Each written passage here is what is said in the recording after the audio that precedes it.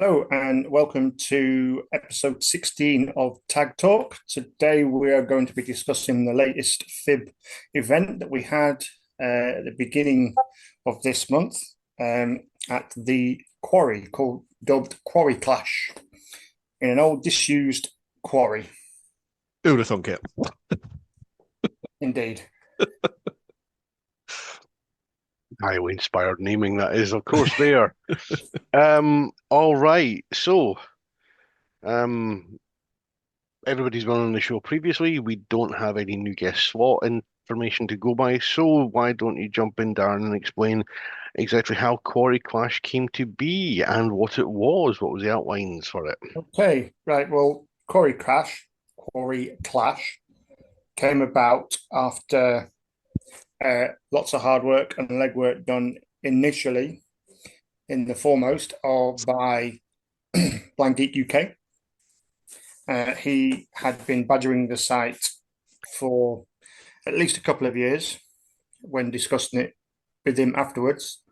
Um, but one thing or another, he decided to um, quit the game organising scene as it's such and cancel a couple of events, of which this was one. After obviously the initial information going out, an advert for the game that he did start, and having a quick look, the venue looked amazing, absolutely awesome. Um, Through all the different venues up and down the country that different people have had organised, I've had the pleasure of playing at, etc., etc. We've yet to have had the chance to play in an old disused quarry. So I thought, right, I really want to play here. So I contacted Adam and asked him if he had any issues whatsoever. Firstly, me taking over, and secondly, would the venue be happy in someone else taking over and reinstating the deposit he'd already paid, which up until that point, in all intents and purposes, had been lost. He wasn't getting that money back. Um, it was to enable us to play there and everyone else to play there, and also it was an attempt to basically get Adam his money back as well, because he does pump money into his venues.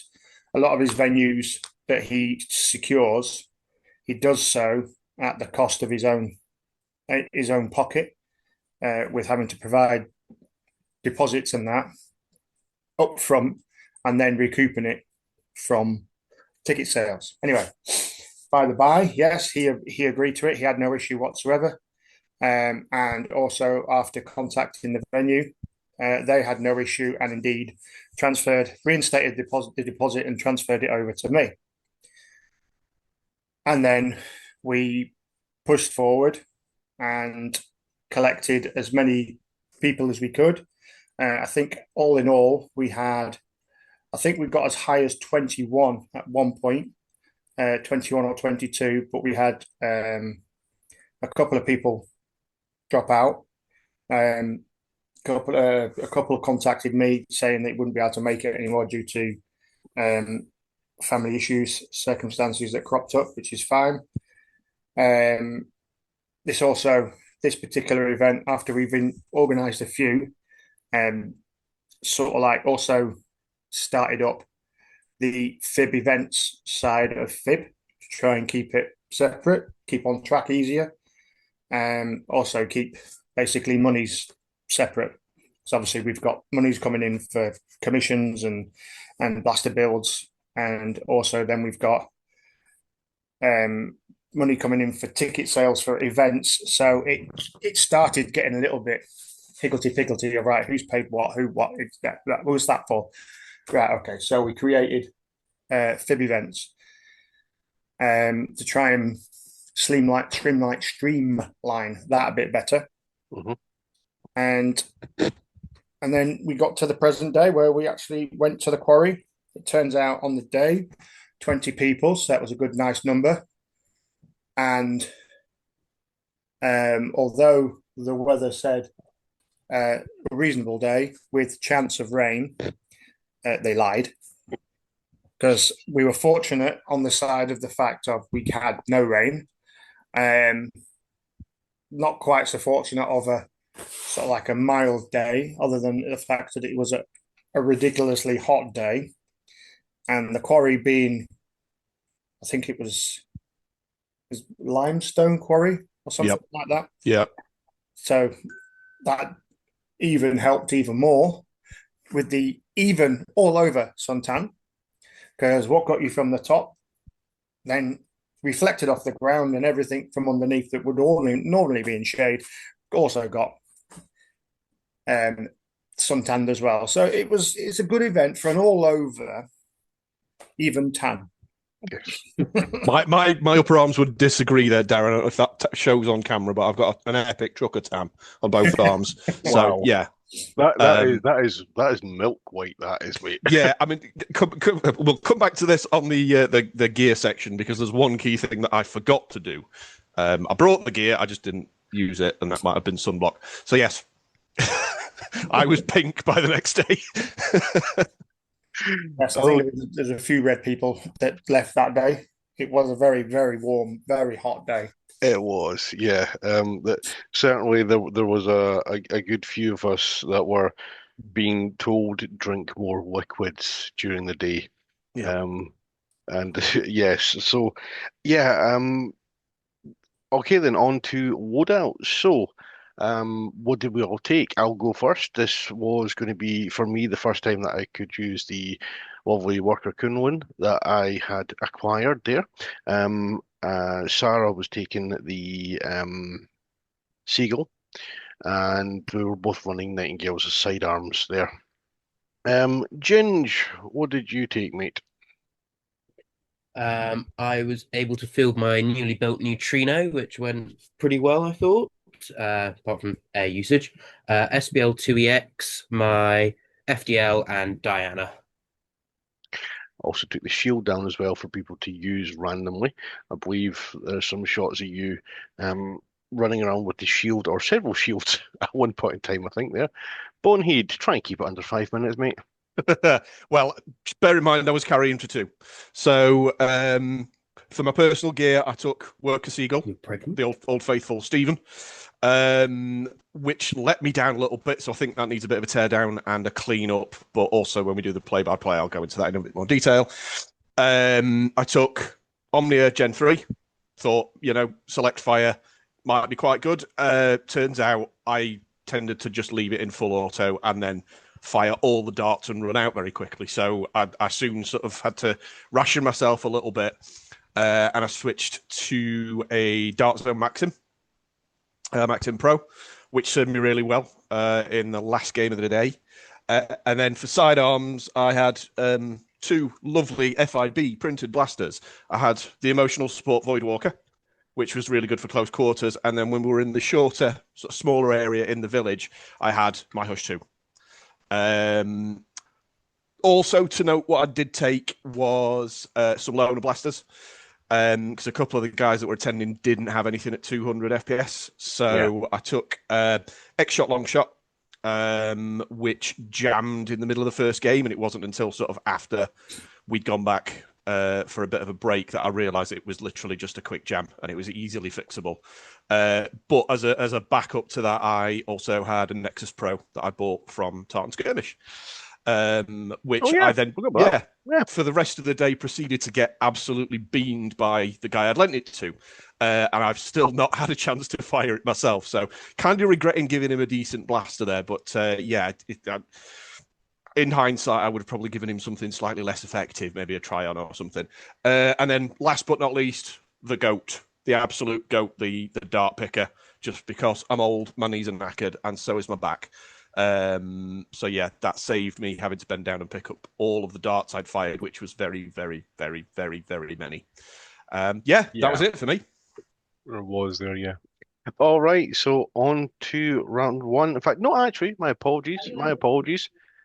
Daz, you were actually playing as well as reffing there, Oh, so I did, yes, in the second half after lunch when the penny dropped, because obviously initially, as I touched on earlier, I took over from Adam, mainly because of the fact of, well, this place looks awesome. I want to play there. I'm going to take over and make sure we all get there. And then obviously being my event, refed it. So I was like, got to about lunchtime and I thought, hang on a minute, this has backfired a little bit. So obviously yourself had gone for a bit of a tumble, and David fall over. Are you sure?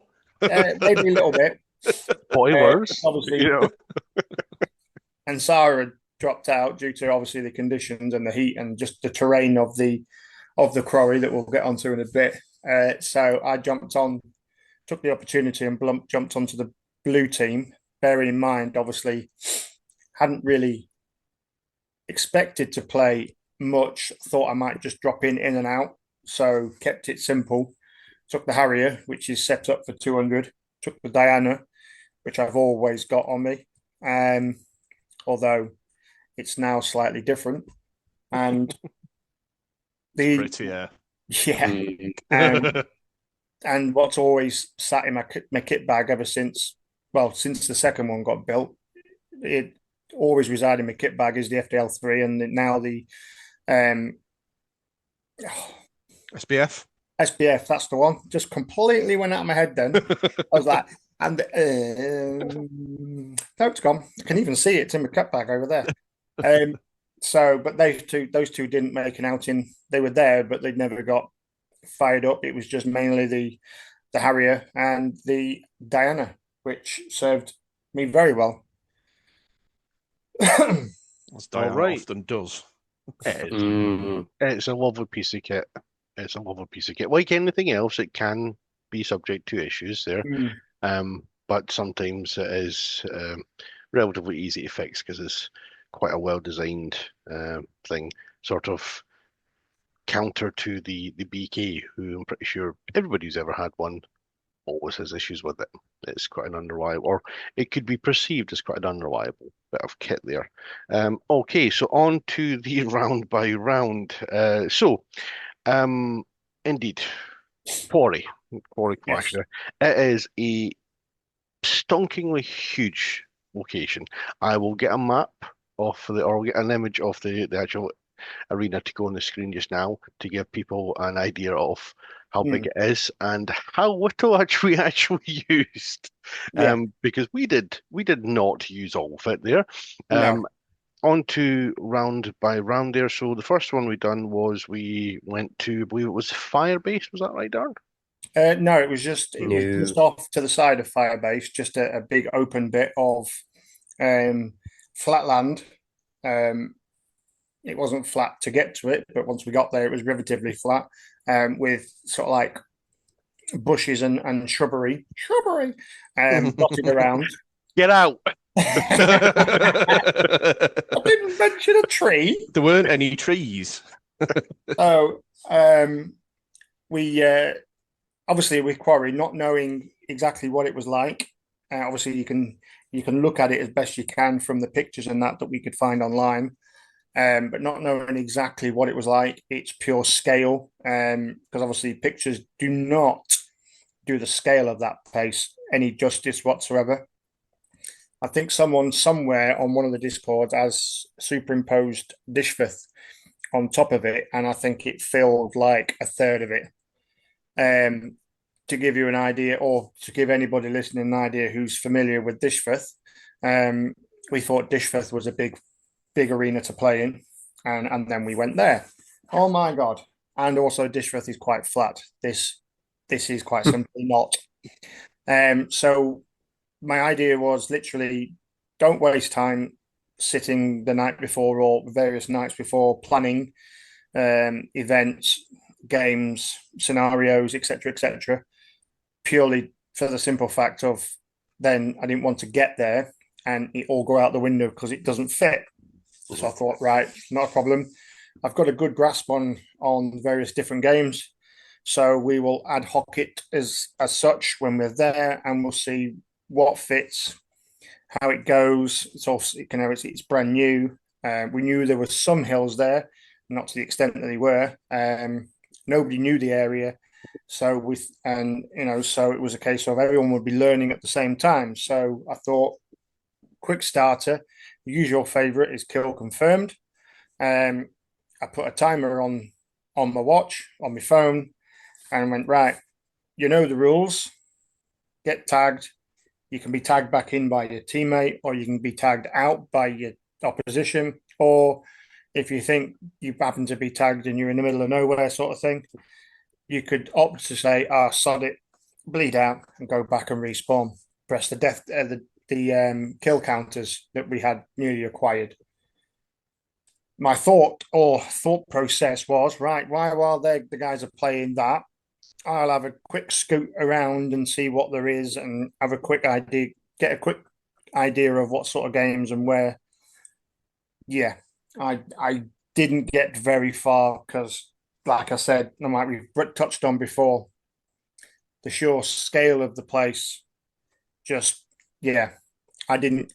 The guys played for that first game was 15 minutes, and I literally managed to get from where you guys were to the fire base, quick scout round the fire base and its surrounding area, down back along a track, going past where you guys were playing, further around down to the end, found an opening and thought, oh, what's down here? Regretted that choice because it was a slope the size of, well, it felt like Everest. Nearly broke my neck going down there, to which after that I found the village down there and a lot easier route to get to it after I got down there. By that time, getting back to you guys and that pretty much going from there to the village and back again, that pretty much swallowed the entire 15 minutes. And I wasn't dawdling, I wasn't walking slow. It was between combination of sort of like determined speed walking sort of thing and light jogging. Yeah. And a slide on your ass at one point, Darren. Don't yes. forget the slide on your ass. Oh, yes. And, but yeah, got back and obviously called time on the kill confirmed. Everybody at that point was, well, huffing and puffing and panting because the heat had already started climbing of the day.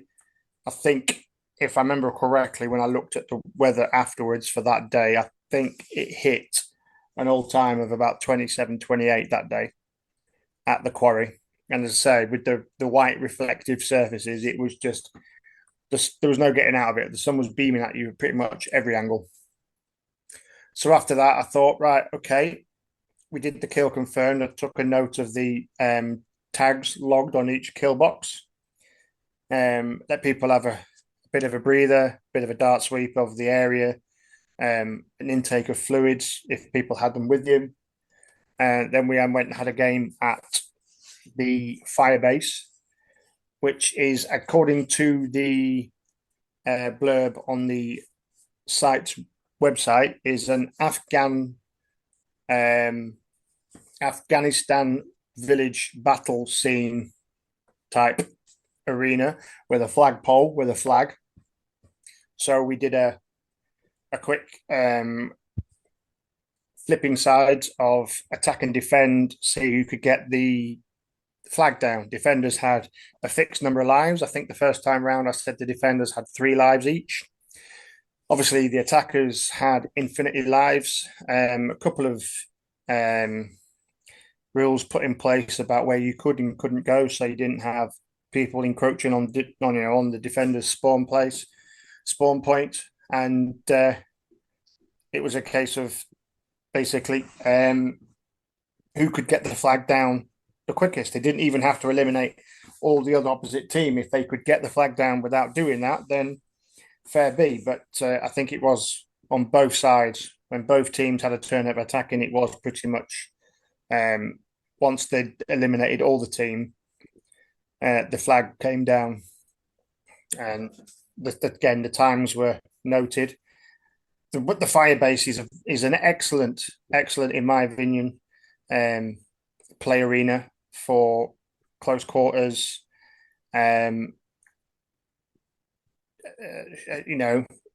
combat and quick darting from building to building, all this cover, all those sniper towers. If you wanted to be up there and pick people off, there was it was really really good. After that, there was a short interval. Let everyone go back to the safe zone, reload. Insisted on everyone going back to the safe zone if they were all, not if they didn't need reloading, but to at least go and take fluids, because I was very conscious that it was a very warm day. People were sweating and panting, so to make sure, obviously, we had no issues, kept ensuring and sort of like pushing the fact of people take fluids all the time. Then, whoa, what was after that? I think we then went to the village. Did we go to the village? Why Is that don't we right? just jump in there then and sort of very quickly discuss how we felt the first two play arenas worked there. Yeah. As Darren has alluded to, I took a dumble. Part of the course for me, I am a clumsy old fool. So 10 minutes into game one, I managed to just face plant, and it was glorious. From a footage perspective, there's nothing spectacular. It's genuinely me walking along, minding my own business there, and just whap straight in, and properly knacker my ankle. It takes me about 10 minutes to actually be able to put pressure back on my ankle. At which point in time I'm thinking, the day's ruined for me. Okay. Jason, what? Camera, on you go. So just handed him across the baseball cap to Green Hornet, and he ran off and started doing footage. Adam looked at the camera and I went, "Can I have a shot?" I'm like, "On you go, mate. That's fine." And then essentially said to Sarah and just started walking across, limping across back towards the safe zone. At which point in time, I essentially got access to Sarah's copious amounts of very, very good painkillers, took as much as I could legitimately get away with, and then grabbed the camera and started limping my way back there. By the time it took me to go completely the wrong way back, because when you come back, when you come down the hill that we went up initially to get to the first area, there's the first road that you go that will take you up towards the village, and then the second one which takes you up towards the safe zone. Guess which one I took? The other one. I took the wrong one. So I ended up going like under the bridge that was built out of scaffolding, which is cracking. Like it looks amazing. Like you can imagine defenders on that. I mean, it's absolutely a fall hazard, but you can imagine defenders on that sort of thing. Okay, and ended up nearly going away up towards the village and thinking, I am definitely not remembering coming down this way. I know the safe zone's across there. Right, let's try and find the least steep path to walk up there. Ended up coming up like a way past it and thought, got all the way back down. Which one down? I am absolutely knackered. Everything hurts. Get the pain relief into me. Get myself topped up with fluids. Strip down the gear. Essentially put on just a dump pouch carrying some spare GoPro batteries. Because guess who forgot? You Now, know, in my defense, it wasn't that I No. forgot. It was that the battery that I'd put in my camera is the one that refuses to charge anywhere but in the camera, and I suspect it's stuff. I think the battery is just knackered, so I'm going to bin that one. I'm going to potentially buy some more, but yes, in hindsight, I should have taken more than one battery with me. Yeah. It's easy enough done. The GoPro batteries are great, but they can be fiddly. They can certainly be. I mean, I think I had like 7 in total over the course of like the 3 years I've had it, and I've got 5 that are still functional now. So that's why I tend to carry a USB-C cable and a big battery pack, and just stick into the bag, into the pouch that's between my shoulders. So that's fine there. So grabbed spare batteries, grabbed camera batteries, grabbed thing, and started shuffling back. By the time I actually managed to get back down there, we were on to the fire-based games. So I only caught maybe about 50 or 60 shots off the initial fire-based games. And I actually genuinely couldn't differentiate them. Once I actually got home, with the spoiler 2.7, I think it was, thousand pictures that I took that day. So quite a lot of them to edit through there. But yeah, very, very pleased with them all there. So yeah, from a playing perspective, love the first area. Just as sort of relatively flat, open area where you weren't heavy on cover, so therefore there was plenty of good sight lines there. But it was the one that made me think, ooh, 200 could probably do with being 300 for this area, you know? Yeah. Um, Yeah. The that's place the only itself thing in to say. general, yeah, Mm. the place in general, I think it would suit 300. We've done 300 at Dishforth, and there are long enough lines for 300 there. There certainly are at the Quarry. What I think would limit it a little bit is the verticality of this place. It's a lot more up down than Dishforth. So Naturally, if yeah. you are an unfit, fat old man like me, going up and down those hills, not doing so on your arse gets more and more difficult as time goes on. But yeah, I certainly think 300 would work. That first game for me, I enjoyed, but I think the lack of cover was very obvious because at times I found myself just going straight down one flank and then I'm firing into the enemy spawn, which I don't like doing because then, it's not really fair on the enemy team. They've just got someone sat there popping shots at them. So I don't know how I would have changed that up, but it worked. It was an enjoyable game. It worked. I just think there was probably maybe move the spawn point or have some sort of mobile cover or something that made it so that it was more difficult for the fighting all seemed to happen at one end or the other. It was never kind of in the middle, which is what is usually better. I also got scratched to buggery because there were head-high brambles in that area as well. So my legs are cut to ribbons because I wore shorts for some unknown reason. It was But hot. yeah. Regretting my decision not to wear sunblock as well. But yeah, first game, I got my Omnia. Made good use of it. As I said, I found myself having a propensity to just mag dump. At range, the 40 FPS drop from the cap didn't really make much of a difference. It was accurate at range enough that I could still hit people that were using springers.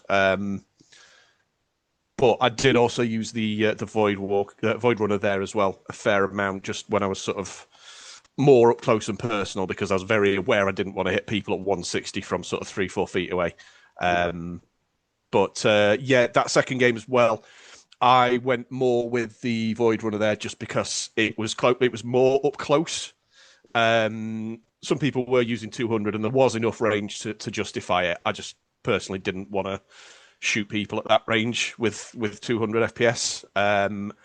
But I think one of the highlights for me in that second game was Josh had been in the sniper tower for the entirety of his defending run, and after his first tag and his first death, he came down, and everyone else on his team was already dead.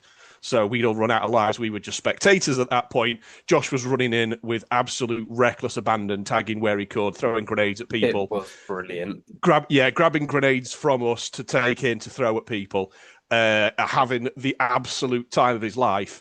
Not being particularly effective because by that point it was sort of 10v1, but he was in. He'd get tagged. He'd be back out. He'd run back in with a couple of grenades and get tagged, and then his blaster failed, and all sorts happened. But Josh was loving life in that game, and it was just a joy to see. We knew it was futile. We knew it was only a matter of time before the flag went up, but no one wanted to tell Josh that because he was loving it itself. He was so happy. He was such a smile on his face as he was doing that there. Yep. I'll tag Ginge and get him to have his opinion, but there's that little thing about the whole fire bases were CQB style arenas were 150, not 300, not 200. So there were like a one dual rating that we were using. So yes, you could fire in at 200, but when you were in, it was very much 150. So that way you weren't rounded in the corner at 3 feet for somebody and tagging them with a 200 FPS Springer. So yeah, there was a good deal of common sense, and people were certainly keen to adopt the whole rule zero approach when it came to controlling fire at people there. Ginge, what was your takeaway from the first couple of games there, mate? Well, I thought that the kill confirmed was rather good. It was very windy enough that it actually made targeting a problem, I found. But yeah, it was good fun. And as Boneheed said, there was lack of cover, however, and it was actually a pretty short arena, I want to say, because you could more or less see one spawn from the other, walk 30 seconds, oh, you're at their spawn, and just sort of I don't want to say spawn camping, but you could very easily from, I don't know, halfway across the game arena just tag them in their spawn, which I thought could have used some work, but obviously it was the first time we'd all been there and we hadn't really had time to think about proper gameplay. But it was good fun. Then the Firebase, I think I just switched to Diana for that one because it was CQB enough that I decided against using anything high powered, and yeah, it was good fun. I think, yeah, I agreed with Bonehead again that Josh, after dying the first time and just a reckless abandonment was probably the best word there. It was brilliant. Yeah. It was just generally enjoyable to watch him having, again, the futility we didn't want to point out to him, but we didn't want to spoil his fun by pointing out we'd already lost, if that makes sense. But yeah. All right. No, yeah, sure. We will hang back here. You go back, respawn us. Okay. What wife is this? Okay, come on in. And he came back. My blasters failed, so someone had just, there you go, take that, use it, do what you can with it, commit some war crimes, little man. Yeah, no, this is the point in time I think where after game one, I know at least a few people were like, "Can I go back to the safe zone, please? I've run out of ammunition." So it definitely, in my mind, my takeaway from the first game was carry everything you need for half a day. Carry the water, carry the extra ammunition, carry the backup blaster. Because it's a good 10-minute walk to the safe zone, even for a fit person. So that to me would be the one thing to say to people is take what you need for half a day because it's a fair hike back, and you will basically miss out on your next game. So yeah, we went back to the safe zone there. On to yourself and the village, Darn. Right, well, to say we nip back to the safe zone for a recharge of everybody, get some fluids in, because obviously I was very conscious that some people didn't have fluids with them. Some had carried water, some hadn't. So I was like, right, quick go back. Well, it's not quick, but go back to the safe zone, reload, and take fluids on, make sure everyone was hydrated. And because it is so very, very easy to become dehydrated very quickly, in that sort of environment, heat and etc., but also generally running around with gear or something like that. Before you know it, before you've even realised, you're thirsty, you're dehydrated, and it's not the immediate effects, but then later on, you then start getting the effects of dehydration. It's not good. It's not fun. I've been stupid enough to be on the wrong end of feeling like that. So I was conscious. I didn't want anyone else. So anyway, we're digressing. So obviously I'd already arranged with the venue guys that were there. The owner was there and one of his helpers, staff, not 100% on the logistics, but they'd asked everybody if they wanted food. Some had taken advantage and placed an order. So I'd organised for the food to be ready approximately 1 o'clock. So after reloading and refluiding everybody, we still had about 50 minutes left. So we thought, right, let's all go to the village. It's shaded, it's under trees, mostly. Let's go down there, see what that's about, have a game quick down there, and then we're good to come back and lunch, etc. So we went down to the village. It is a slightly smaller scale of Firebase, I would say. A little bit tighter, knitted. No towers. Well, there was one tower. Yes, there was one tower. But again, a few little nooks and crannies, buildings, wooden shed sort of thing dotted around in like a maze. Very CQB again, but like I said, just a little bit more compact, shall we say? So we had a couple of games of, I think it was something along the lines of like Suicide Bomber. Yeah, it was a bomb run type thing. Yeah.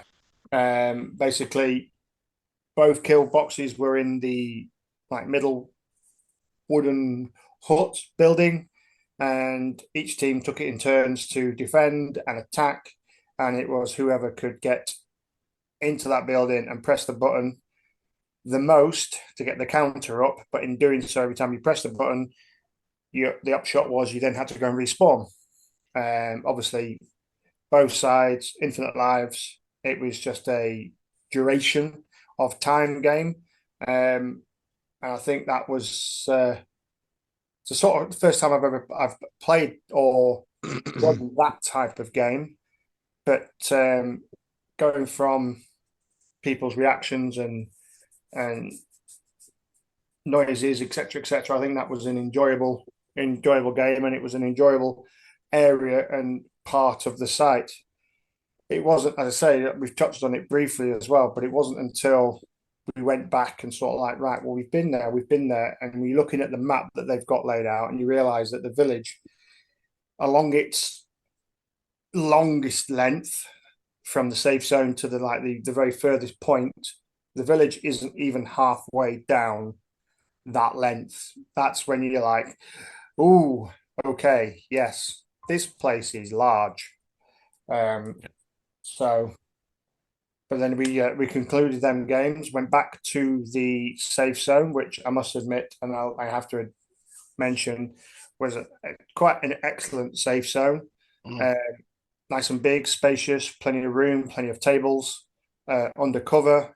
They have their own shop there. They have their own kitchen, to which they prepared the hot food. And I must proper indoor toilets as well, Darren. I can't stress how important proper indoor toilets with not covered in cobwebs and spiders and stuff are. Yeah.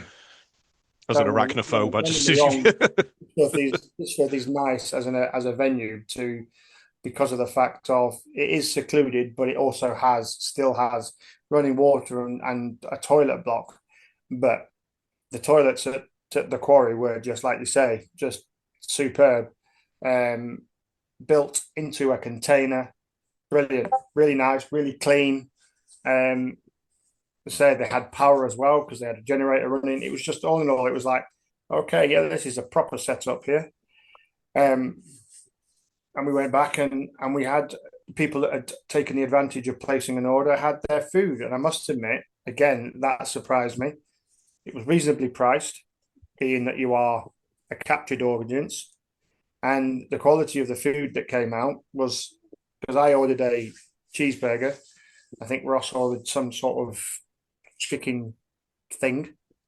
And again, but I was expecting like, a really thin, wafer thin burger with a slab of Kraft cheese slice on the top, but it wasn't. It was good quality. So again, another big up for the event and the venue. So yeah, it's been very positive thus far about that place. It was a good find and a good sought after from Adam. I think the only downside to the venue that I would say it is really needed, and this is just from me coming as a lazy, unfit fat bloke, tactical quad bike to your play area would be much appreciated, because it was a trek. I did 15,000 steps that day, and that was literally just walking to the bottom of the road to where I got my lift, and then walking from the car park outside to my front door. Plus, the rest of it was all event, so it wasn't wasn't easy to get places. Is the point, and I think that would be something. And I am being a little bit farcical with that suggestion, but it would be nice. You're not the only one who said it on the day. Yeah. Yes, but I get where they're coming from. I think, yeah, I mean, it's something they could technically do, but at which point in time you're basically just saying to somebody, you know what, just drive your car down and park it. Yeah. You can get your You can get a vehicle down there. That's fine. Yeah. From a photography perspective, I love the village. Okay. I was initially a bit apprehensive about trying to go up and down a ladder with a knackered ankle. I'm also a chunkier individual, I think would be a fair statement. So an iron ladder attached to a wall, built of wood, my brain's sitting thinking, Sarah's going to kill me if I injure myself even further. Do we chance it? Yeah, go on in. So up the ladder with one functioning ankle, okay, and then it's actually just a brilliant perspective for a photographer. That you've got a 360-degree view. I think there's only like one blind spot, just because of the way that one of the tree branches comes down, it sort of it marks off an area, so it was kind of difficult to get some shots across in that direction. But the village to me was fantastic.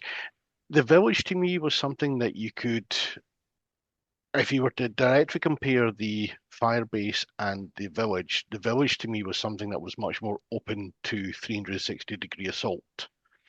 Yeah. The fire base, because essentially on two sides of it is like a 45-degree slope, okay, which means it's not impossible for you to assault to the sides, but in terms of 360-degree go outside of the perimeter and scout round, that was something that was being utilized by a lot of players there. And the other thing that I noticed was the difference between the firebase and the thing was the nature of the firebase is that it's sort of wire and cloth blocks filled in with the stone from the quarry, and therefore there is very few gaps for you to utilize covered fire. If you wanted to fire, you typically had to expose yourself, whereas there was a lot of people actively utilizing the little cracks in the scenery to poke the barrel through and take the shots there, which I think affected the gameplay style. There was much less lining up along a wall and, was it enfilade or defilade or whatever it is, fire into the opposing team, whereas everybody's like quite running around and doing stuff there. So to me, I think both are brilliant. I think I'd lean towards the village as being for me the better of the two locations to fight over. I think on that that is very much a subject, personal thing.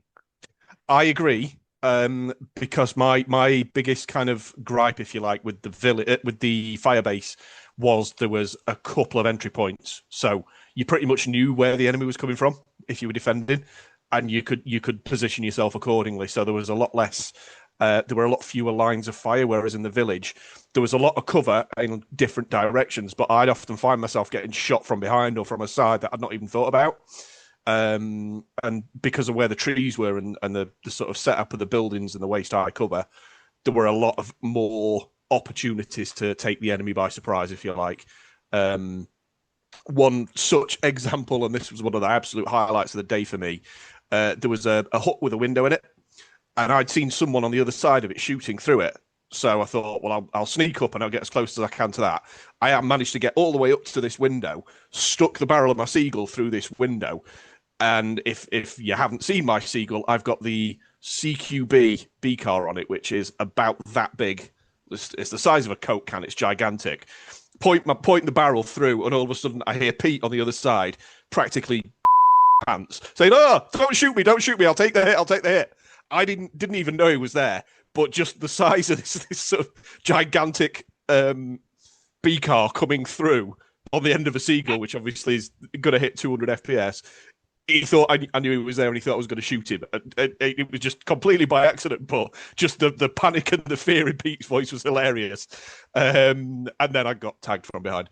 But absolute highlight for that game. The other highlight for me was bit of a sort of ding-dong battle between myself and Green Hornet. We both knew where each other were, and we both knew that this is going to end one of two ways. Either I'm going to rush and get shot, or he's going to rush and one of us might get shot. But what Jason didn't realise is that was my point to ready a grenade. And as soon as he ran round, just grenade at his feet, and it was like, bang, he's like, oh, okay. Just turned around, defeated, and walked away. So yeah, I enjoyed that little area. There was a lot of crossfire, a lot of action, a lot of back and forth between the teams. Some genius use of riot shields by Ginge, and I think it was Josh's idea. Basically, 2 shields sit relatively in front of the objective, so that if they want to get you, it's a grenade over your shield.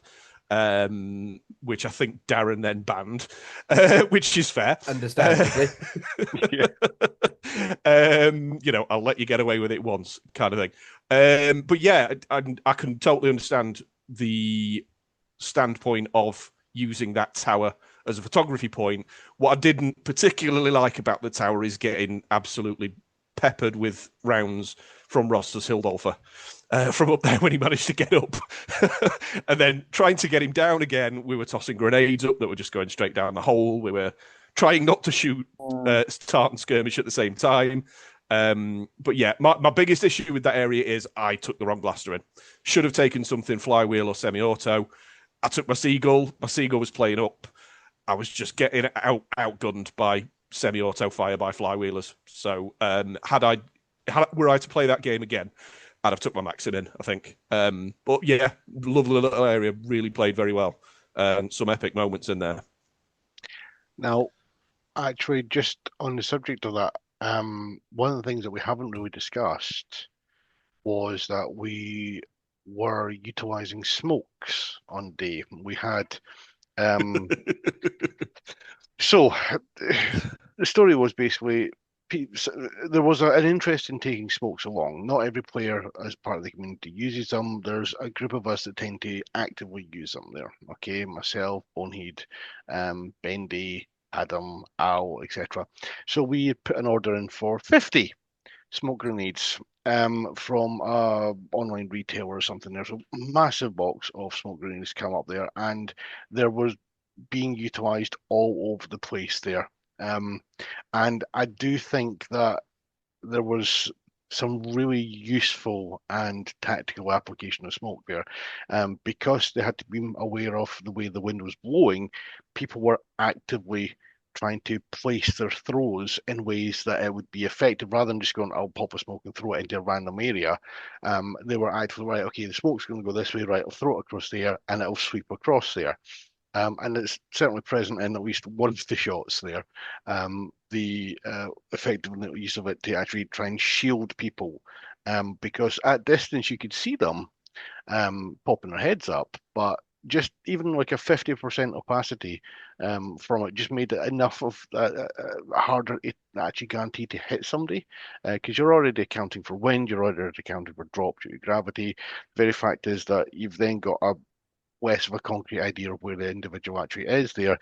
I felt it was actually something that was, for me, I really sort of felt it was the first time we'd actually really seen smokes effectively used in a lot of our games, because like the only other place that we've seen it is Dishforth and to a lesser extent, the depot for the FTD Pro ones.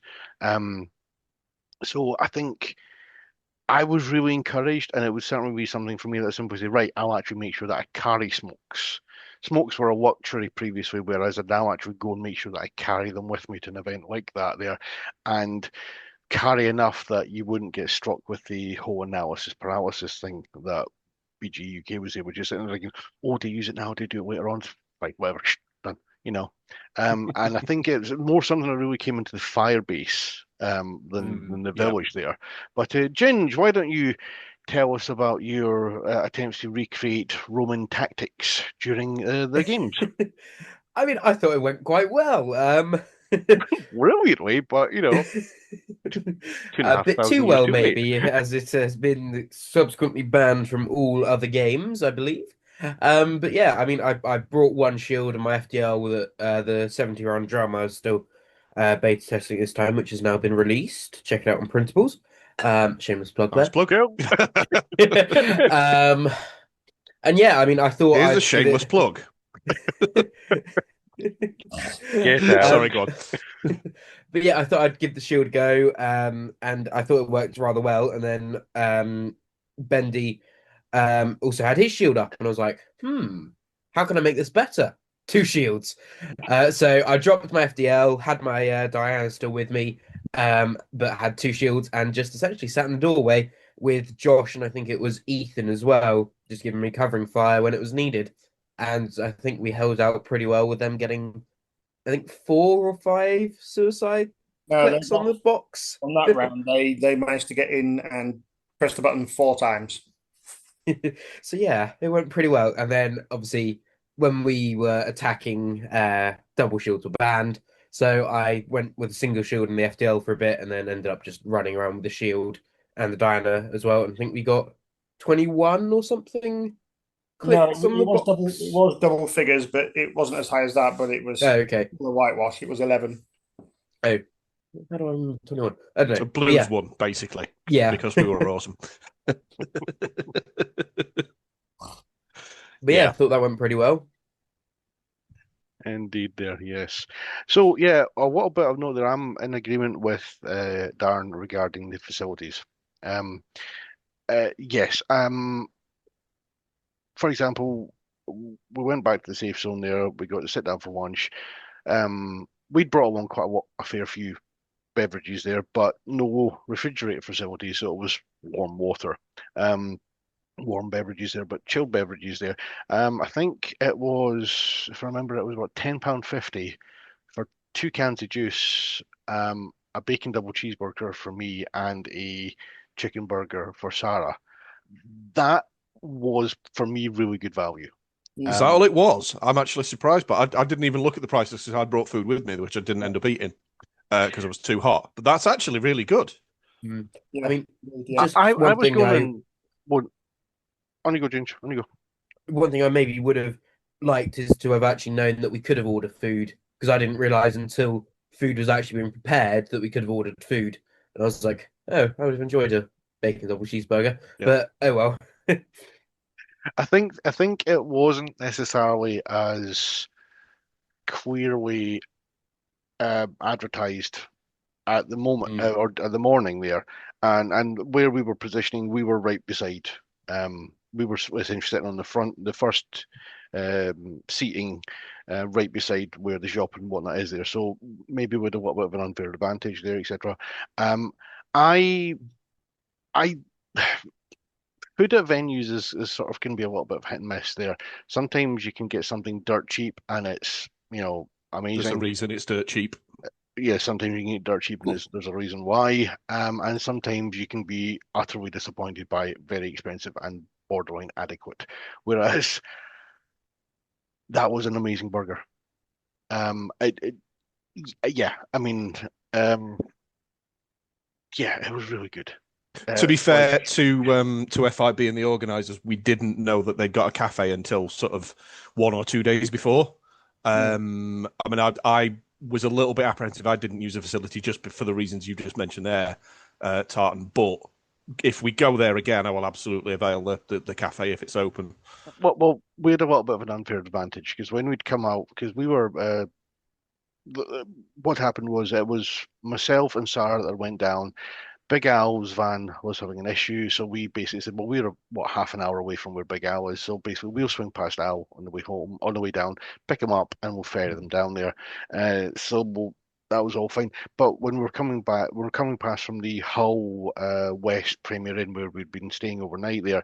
We drove past sort of Weedles or Haldi's, whichever one it is there, and basically we picked up like some essentials. Like, here is lunch, but it's not an expensive lunch. Therefore, if it doesn't get eaten, it's fine. You know, a couple of baked goods type things. Okay, something that you could reasonably leave outside, covered, but outside. It didn't have to be refrigerated there. It wasn't any risk of going off there, and therefore, if it doesn't get eaten, it's fine. Okay, so I was quite happy to risk it and see what they had on the basis that, well, if it's absolutely crap, I've got a backup there. And if it doesn't get eaten, well, the birds will get it. It's fine. But I do appreciate that not everybody had that luxury, not everybody had that option, whereas it was just something that I was quite happy to. So, in case of if it had been taking one for the team, fine. But as it is, I can wholeheartedly recommend the food facilities there. Yeah, that's it. That's good to know. And Yeah, yeah, and the other thing is, as you said, the toilet facilities. There's lights, there's running water, and they're fresh. Okay, Yeah. and quite frankly, compared to, and I really do not want to take anybody. I don't want anybody to think that I'm crapping on Dishforth, but it's night and day compared to it. It was actually, like you said, you weren't going into and thinking, am I going to potentially have a visitor whilst I'm sitting on the pan? Am I going to have some eight-legged thing crawling up my leg? No, there wasn't. So As a massive arachnophobe, that is my biggest gripe with Dishforth is just, can I go and empty my bladder without triggering my worst fear? I therefore empty your bowels at the same time. Yes, yes. But no, I did appreciate that. One thing I would point out, though, I didn't have to avail the facilities that often because it was that bloody hot. I went through about And 4 you liters of didn't liquids. drink enough. Yeah. Well, no, I did drink enough. I just, because it was that hot, I sweat most of it out. Yeah. So Yeah. I did have to sit out the last game because I'd gone lightheaded. But yes, I should have drank more. But that's details. Old age catching up with you, mate. No. Yeah, knackered prostate. That's what it is. Yeah. Well, that's your old fans thing for you, not us, then, mate. So we'll leave it at that there. Yeah. Anything else to say about the safe zone before we move on to the return to the firebase? I think it's worth pointing out how the signs everywhere to point out this is a safe zone. No mags. Make sure you're unloaded. Do not have anything basically that could negligently discharge in the area. I realise it's more aimed at airsofters, so injuries for that would probably be more severe than range with Nerf darts. But they're very safety conscious. I mean, I also thought they had a brilliant airsoft themed shop as well. As we somehow got free patches. Was that? Was yes. that Yes, we did. Price. And That then they was the also one were surprise there, Dan, able wasn't it? to fill up my HPA tank as well for 50p, which I thought was pretty decent. Shame I only got one use out of it, but hey ho. Yeah. I mean, it's as well stocked as any other venue we've been to, and probably better in some respects. So it's definitely, the facilities available are excellent. But yeah, we just didn't get to use so much of the venue. That was my sort of almost regret for the day. It was such a big venue, we just didn't get to see probably a third of it. I think we used, maybe, if that. I know But there was an again, entire section all the way down the bottom yeah. where there actually was a caravan, if I remember right, seeing it. So if you looked past where the toilets were down the hill, there were some little CQB areas that were just like mesh cover. And that would have been really good for some like 2v2, 3v3 type games if you wanted to run Pistols those. only sort of thing. Yeah, short range, lower powered stuff. That would have been really good. For the number of us that were there, it was probably a little bit small and unnecessary, but I think future games there, it's worth at least exploring, particularly if your numbers aren't as high as we were. But again, just some of the area around the village, you could absolutely do my mind runs back to the box transport thing from Kill Factory, the last Kill Factory, where we'd got the crate that you had to get from one side of Dishfest to the other. Yeah. You could certainly do that sort of game type there. It would be a nightmare with the verticality, but you could do it. There would be options, for places. All I'm going to say is you can imagine Ross just going, fine, that's the shortest route down the hill of 45 degrees and just hell for weather. He would actually go so far as to probably sit on it and just ride the damn thing down. He'd be fine as well. He'd come out the other end absolutely fine. Whereas if it were you or me, we'd go all the way down on our arse, possibly on our arse, then our face, then our arse, then our face. Yeah. Followed by just the ambulance sitting at the bottom for us, And then the box landing on and just smacking you in the face. Yeah. A little Looney Tunes style stuff there, yeah. So, return to the firebase after lunch. We're all refueled, refreshed, and fed there. Return to the firebase. Darren, back to yourself there. Yeah, well, due to the firebase being so popular the first time round, I thought we would go back there, but with a couple of extra objectives, actually 8 in total. Seven? Oh. What? There were 7 objectives, weren't there? No, there was 8. There were 8 or 9, including the flag. Yeah. Yeah. 8 tubs to collect and then drop the flag. You had to collect the 8 Oh no, tubs. we could only find 7. That was it. Yeah, the eighth was in that first bit on the concrete step, but for some reason it was invisible. But hey ho, I wouldn't mind so much, but I went in there as well trying to find it, and even I missed it. So Didn't you place it? I did put it in there. Yeah, pretty much. I must have pinned it and looked straight at it. So the second time round, I swapped the tubs round because obviously they were different colours and that, so it stood out a little bit better. It might have been the poor choice of colouring on the tub with its surroundings.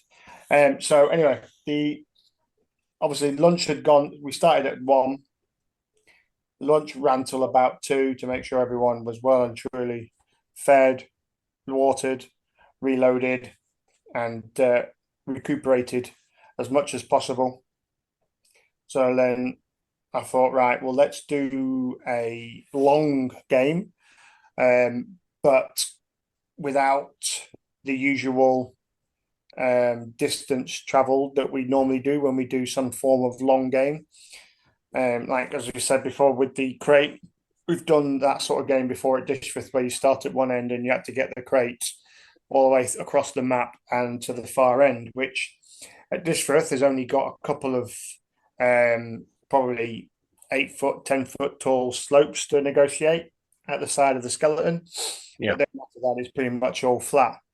Bearing in mind that that place is, yes, some of the slopes were near on 45 degrees, if not steeper, to the point I noted that as we were walking down to the village, there was various slopes that had sort of like ratchet straps, the strapping of ratchet straps tied to a tree at the top and slung down to ease the ascent up the slopes. They were. I mean, didn't we send Josh down on his bum on one of those when I was after the Uh, first well, fire base? Yeah, when we left the fire base, first of all, to go back to the spawn point, I pointed out because Adam had found them. There were steps in the far corner near the sniper tower. Josh, being Josh, and the fact that he is only 15, decided to know I'm going to go down the slope. So off he went on his arse down the slope. I mean, Tartan, don't you still have a video of that? Or slightly disappointing than I was expecting. Hey! So after everyone was fed, watered, and sufficiently recuperated after the morning's shenanigans and running around and in the heat, we returned back to the fire base because it proved a popular part of the venue the first time round, but wanted to extend the gameplay slightly and sort of like incorporate sort of like a longish game, but keep it confined to the fire base. Because obviously previously when we've done some sort of long game, it's usually involving sort of like getting from one side, like for example at Dishfith, it's getting from one side of the arena all the way across to the other side, which is fine at Dishfith because there's only a couple of 8 to 10 foot slopes. I think there's 2, one off the skeleton and then up the other side back onto the battlefield sort of area where it's got the trucks station. The convoy, I believe it's called. Yeah, something like that. Yep. So obviously it's a lot more manageable than at the quarry. Obviously the quarry, once you go off the play top of the fireplace, you are, apart from the access fire road to it, you are immediately met by quite significant slopes, shall we say. So we kept it in the fire base. I introduced 8 tubs to be collected prior to dropping the flag. They were not emptied, disused, sneak tubs of Ross by any means. Filled with and that wasn't all of them either. Filled with stones to give them some weight and placed around the arena.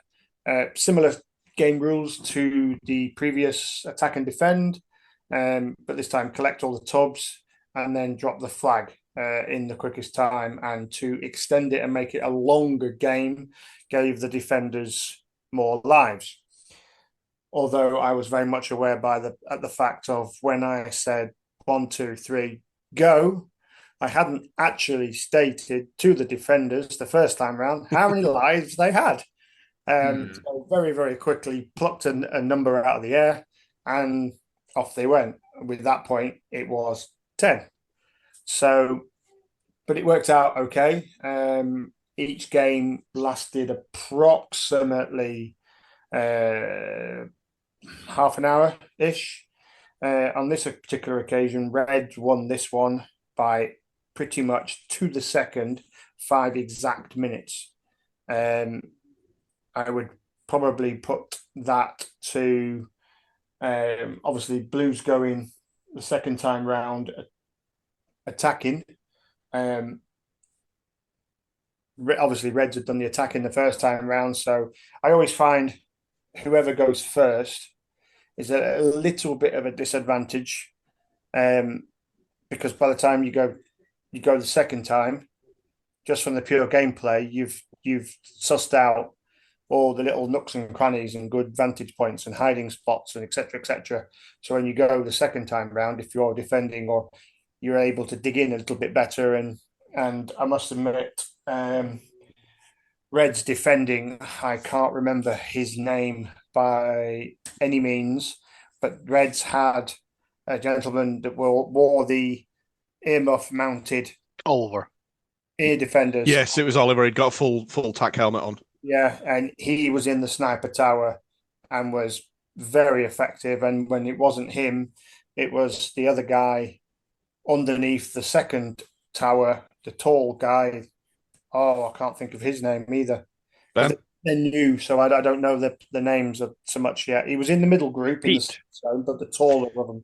Oh, it might have been Pete. Yeah, he got a backwards baseball cap on. Yes. Yeah, Pete. Yes. Yeah, that's Josh's mate. Yeah. When Blue was attacking the second time round, if you weren't picked off by Oliver in the first tower, in the furthest tower, and I can't remember what he was using, but it was they were freaking laser beams. You got picked off by Pete from underneath the second tower because there was like a wall with what looked sort of like sandbaggy type construction, and he was of sufficient height to be able to stand a bit further back and fire darts out of the gap at the top perfectly adequately without his blaster sticking out. So you couldn't see him very clearly either because he was stood further back in the darkness of that small area. And then if you managed to avoid him and you managed to avoid Oliver, which between those two was usually very doubtful, you got well and truly peppered and picked off by Super Collide in the building next to the garage. Barracks. With his Griffin through the window, which again was, yes, I know it was a lot lower power, but it was Super Collide with the Griffins, very dangerous regardless of power. Particularly, yeah. I mean, it was lower powered. It wasn't anywhere near. I think I seem to remember him saying it was around the 130, 140. Yeah, I think it's a 1 joule. It was his Facebook Marketplace buy, I believe. Yeah, he was quite vocal about it, and he was very pleased with it. Yeah, he said he tweaked it. He had tweaked it slightly and sorted a few bits out on it, but it was very accurate. I was annoyingly impressed by the point of I managed to get rid of Arthur. So yeah, but I think Reds managed to. I think I've got that picture actually.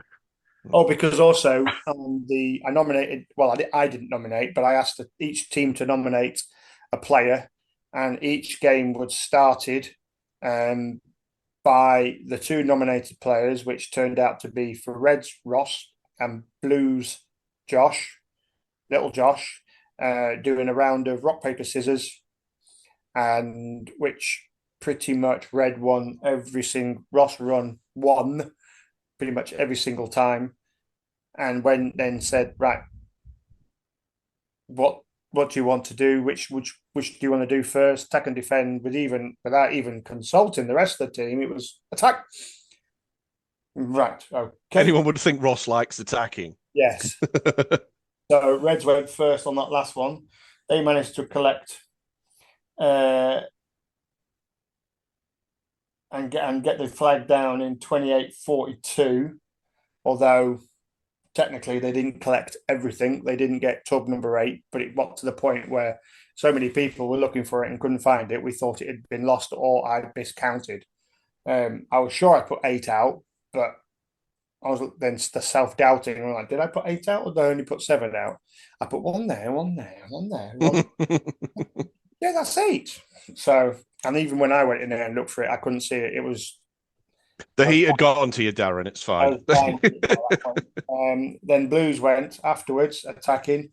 And like I said, all but 1 second, they were exactly 5 minutes longer at 33-41. So 28-42 and 33-41.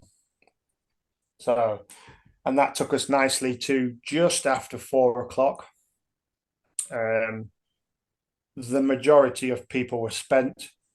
It had been a hard day just purely from the heat end side of it and distance covered. Most people, although they could reload because of the darts scattered about, most people were out of grenades, etc., stuff like that.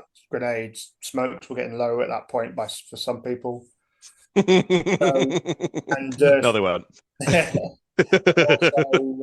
Well, no, they weren't for me either. I had 30 box in my kit that I've had since last year's Foam Fest when I bought 50 all to myself, and I'm down to 30 because I just keep forgetting.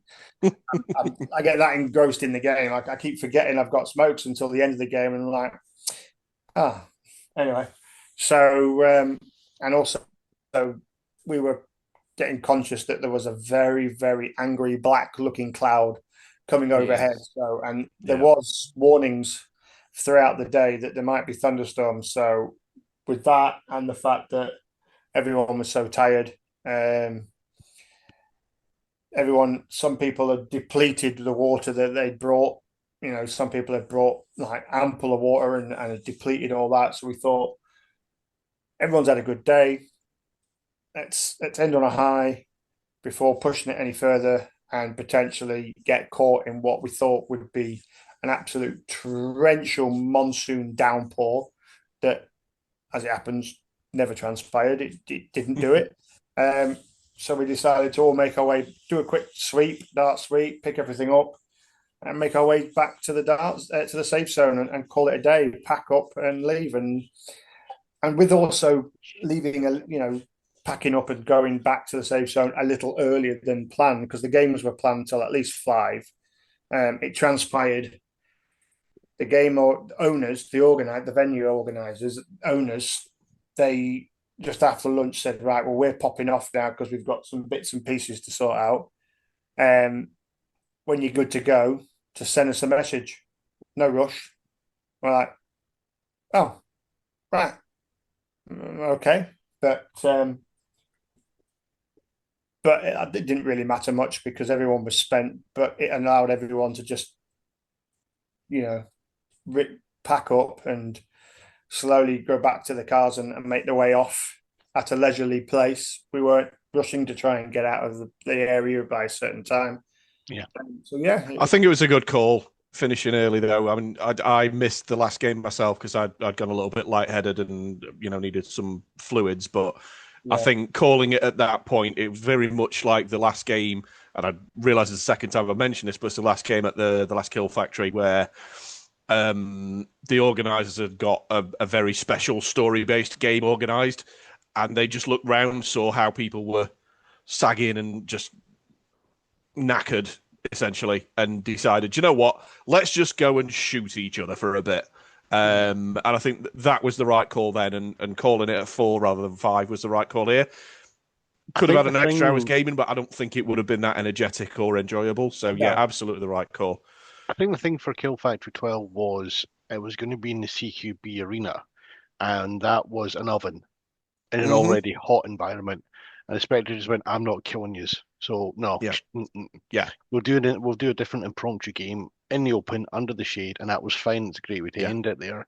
I do think you could have pushed it, but I think everybody's energy levels were naturally going to be flagging at that point in time there.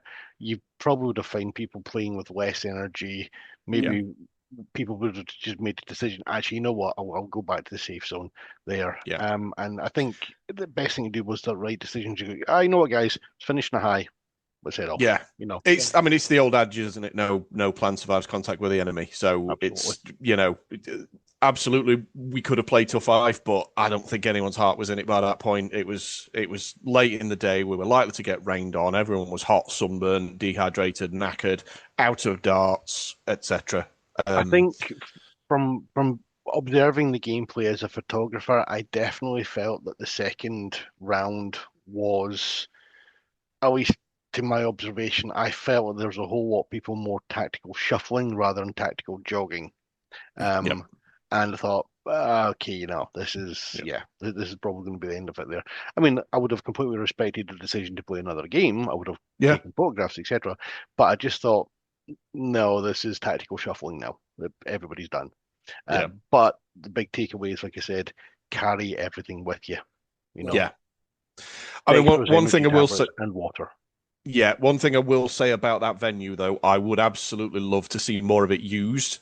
And I think it lends itself well to some really different game types that we didn't really explore. I'm not personally a big fan of you've got finite lives, and once those lives are done, you're out, you're dead, you're done games.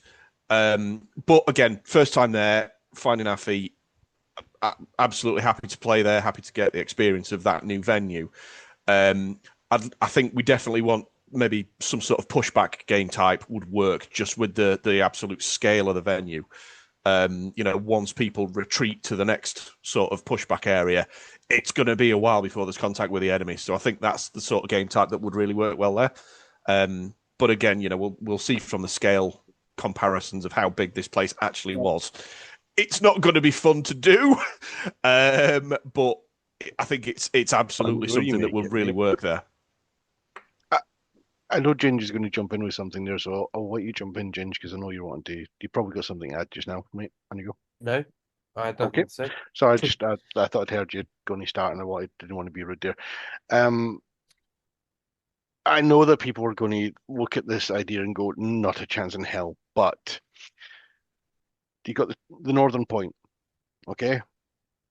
You've got the village, you got the fire base, you've got the sort of little mini area for sort of like 3v3, okay?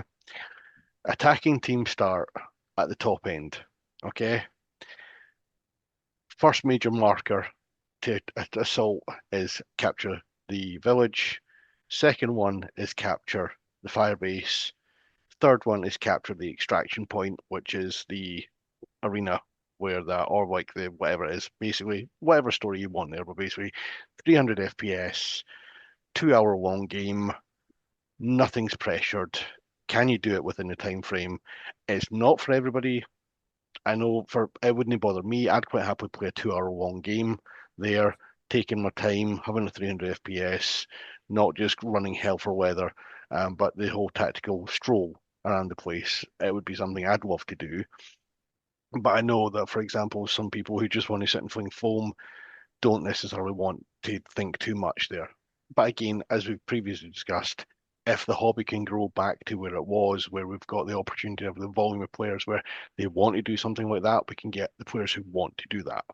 Ones who just want to fling foam and have fun in much shorter games, you've got dedicated facilities there.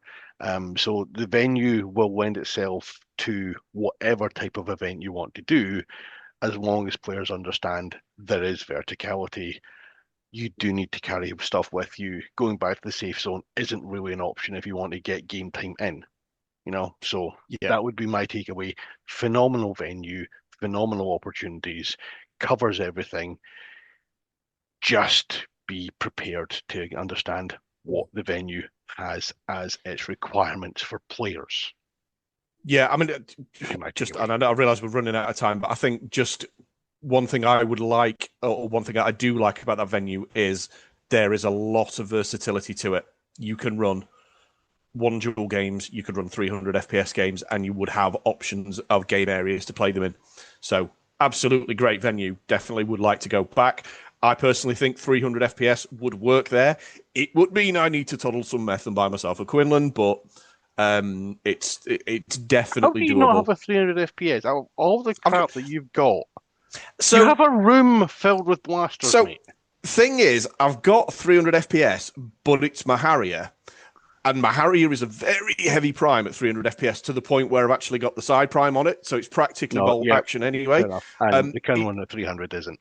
it Yeah, works. so. It does what it needs to. It's a very heavy prime. It did me well at Kill Factory 12, but that Quinlan's just, there we go, 300 FPS at that. It's a no-brainer. So yeah, It's I a much definitely think, it's a significantly longer prime distance and therefore less yeah, to do. So yeah. absolutely, yeah.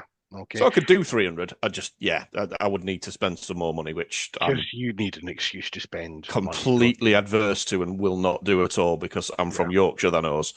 Yeah. But yeah, All right. Okay, we're going to let Darren go very quickly. So we've got a choice. We can either let Darren go just now and have a little bit of just chat with the three of us, talking about various bits and pieces, personal highlights there, or we can call it that. What do you want to do? Because fine enough for me. I've got, you know, Ginge. I'm fine. I've I'm got time. fine chit-chatting. Yeah. Okay. Let me plug my Darren, laptop do you in. want to hang around, or do you need to shuffle off as we've sort of previously I discussed? need to scoot, but the only thing I will add on the end was after a very brief converse with the not the owner, but the younger lad that was sort of like more running it at the time on the day, um, gave back our feedback of basically epic venue, massive. Really enjoyed it. Would love to come back. Basically, the ultimate feedback I got from them was, great. Glad you enjoyed it. Really happy for you guys to come back again. Really enjoyed you guys being there.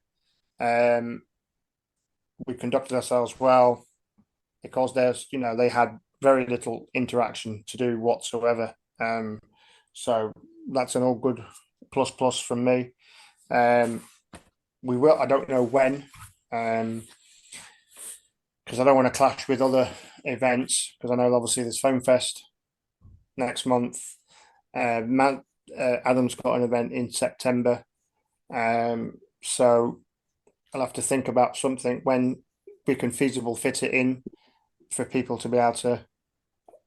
Because obviously you could do it. Say for example, Adam's Unit 26 is the beginning of September, so I could say right end of September, but I don't want to.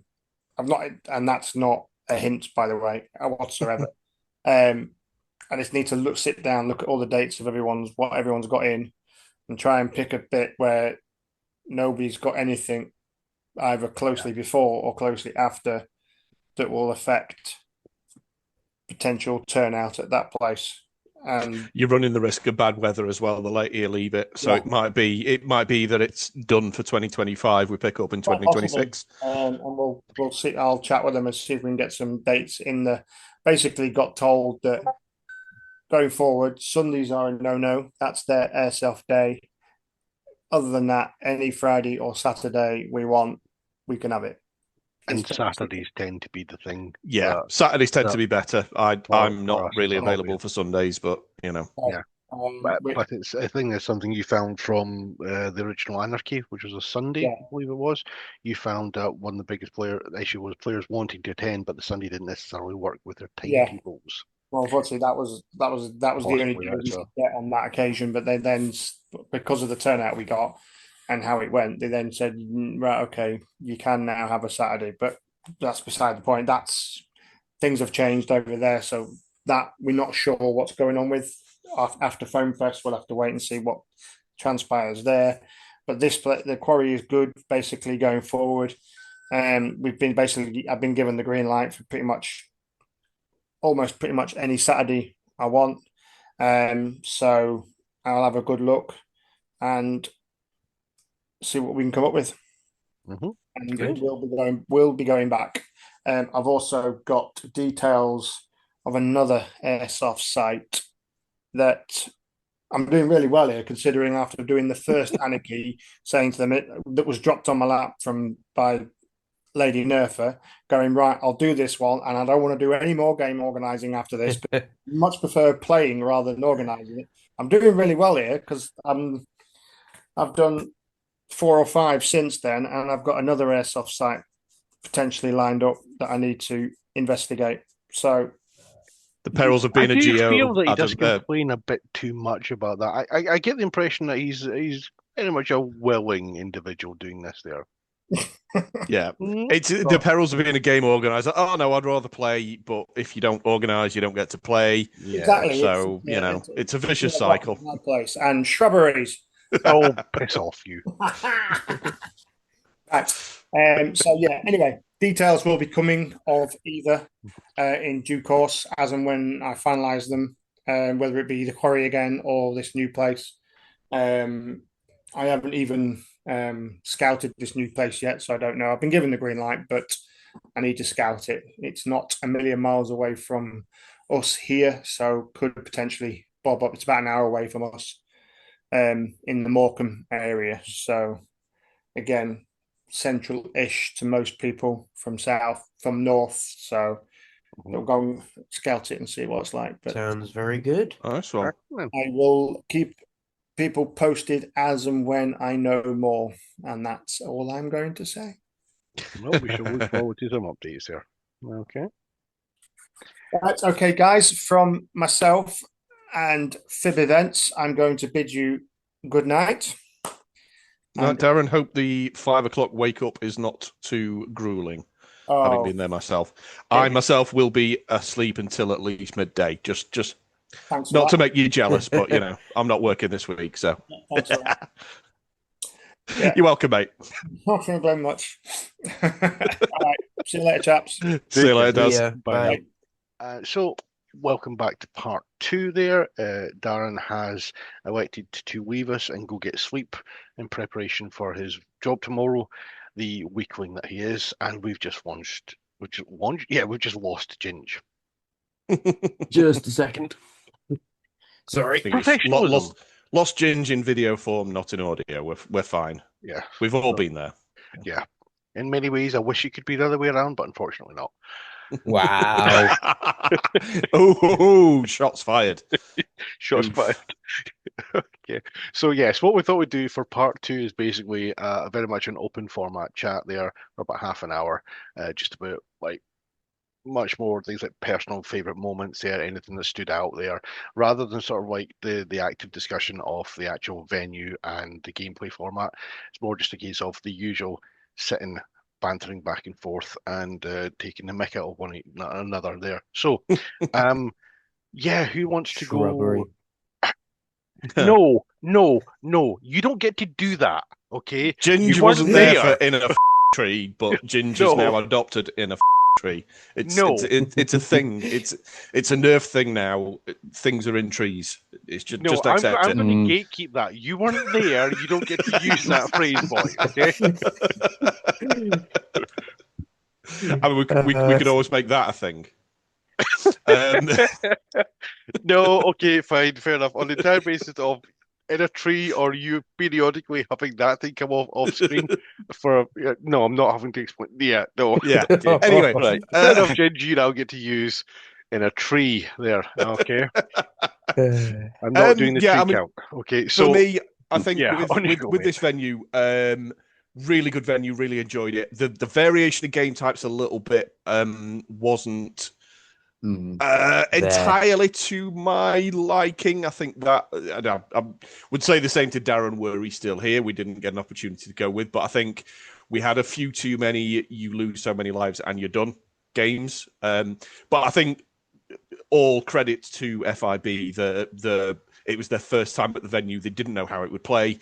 They didn't know what the areas were like, what the cover was like, what the kind of setup was like. For me, if it was me doing those events at the fire base, Darren basically said the defending team have one entrance, and that's the only entrance you can use, whereas the attacking team had three entrances. And I just felt like if we could have shared the one sort of round the back a little bit, Darren basically said, don't go past that corner because you're defending. If we'd have been able to do that, we could have cut off a bit of the sort of sneaky side action that came round sometimes, because it was a bit of a bottleneck towards the main entrance. There was the main entrance, and then there was a side entrance that sort of fed into the main entrance. But then the fourth entrance that was sort of round the back was a little bit more.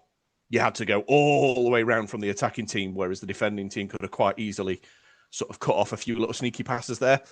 I don't know how Ginge feels with that. I mean, I felt that we had a good enough way to get round there via ours, because we could have gone in through the barracks, ducked around the garage, and then we were essentially there anyway.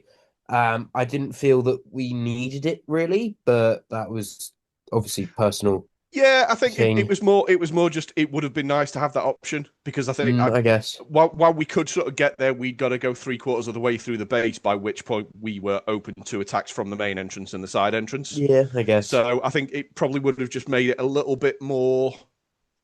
I don't know. I don't think the balance was bad. I just felt sometimes it was a little bit. You were focusing on that main entrance and the side one that someone would sneak around and grenade you from the back. So it wasn't maybe. terrible. I don't think it was something that I didn't like. I just think maybe a slight change to the entrance points for the defending teams. Let me float an idea then. Okay. So, Dishforth. One of the things that we have sort of used with great effect at Dishforth is the medic revive. Okay. So, say you had X amount of players per team. Okay. Say one medic per 5 players. Okay. On both the attacking and the defending. Okay. Or at least on the defending. The attacking, I think, needs to be unlimited lives. Okay. Yeah. But if you had one medic per 5, so say 2, typically for the event that we were at, it would have been 2. Okay. Two medics on the defending team. The attacking team can use each of the 4 entrances. The defending team have to stay within the perimeter. Okay. It's when you get tagged, it's a stand with your hand in the air rule, okay. And basically it's you cannot bleed out. You have to be revived by a medic. Okay. And therefore the 2 medics have, for all intents and purposes, quite a good level of survivability, in the sense that they can self-revive. Okay. They can relatively, I would say relatively easily get below headshot height, so they can basically just scuttle around without having to do hands and knees crawling. Okay. And they could relatively maneuver around. So you could have like the 10 players inside, the attacking players outside. The attacking players can come in via any of the 4 entrances, and the defenders respawn via hand touch count to 5 medic rule. Okay. And in that way, you've got 360-degree danger, but you've also got quite a good degree of survivability, because you've got essentially, for us, we're talking shoulder high hard cover. Okay. That'd work quite well as well. You're not sticking a blaster through any gaps, because those things were wedged tight. Yeah. Okay. As an idea, Yeah, I mean, I think that'd work, or at least aspects of it. I think defending. Oh yeah, sure. Just thought of the top of my head there, mate. You don't leave the base as the defending team is probably a good. Like you have your spawn point, under the middle sniper tower, or you have your spawn point inside the base.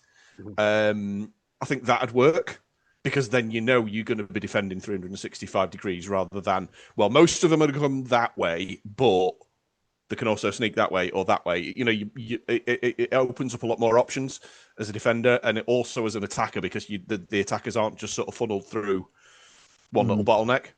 Or even rolling respawns. So instead, both teams have unlimited lives, but defenders, you can only respawn every 30 seconds or something, or you need 4 people or 3 people to respawn with you. could Or also you be a can't, rather interesting tactic. or something that I've seen before. You can't respawn in the same place twice. Yeah, that's the thing. Yeah, That we've done that that I think before, that yeah. would add a bit more variety to it.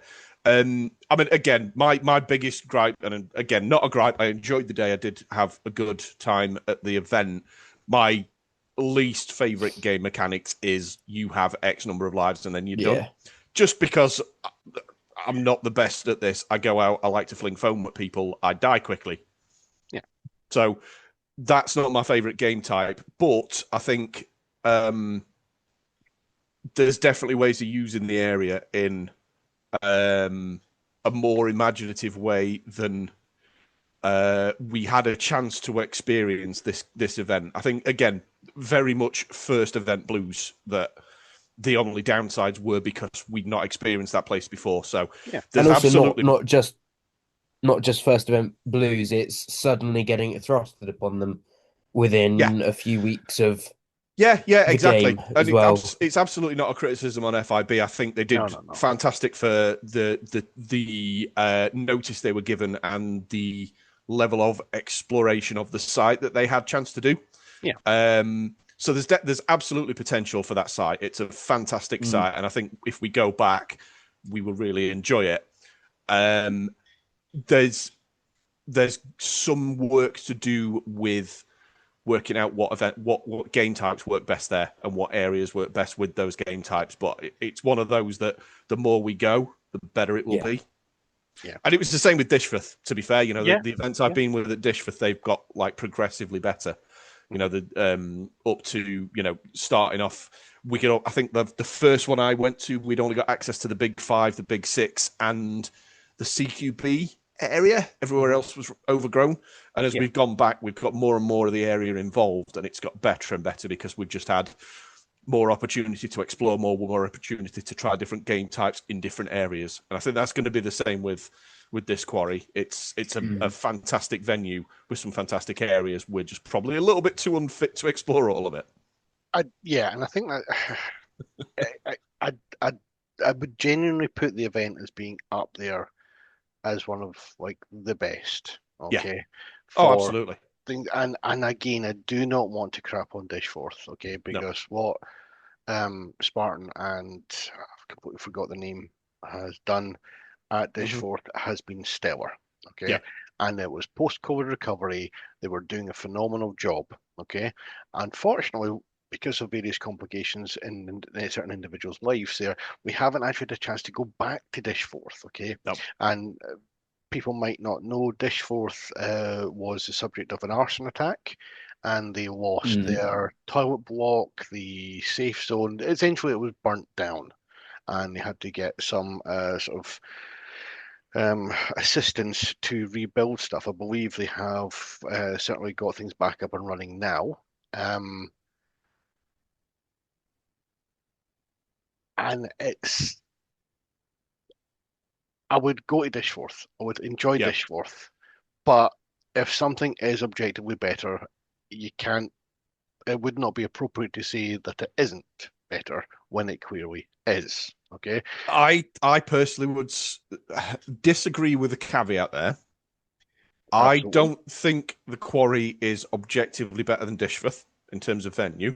Sorry, I was meaning no, I've put my point across wrong. Right. But what I think is there are definite pluses to Dishforth in the sense that it's relatively flat. It is, yes, absolutely. And you can traverse the entire venue in a couple of minutes.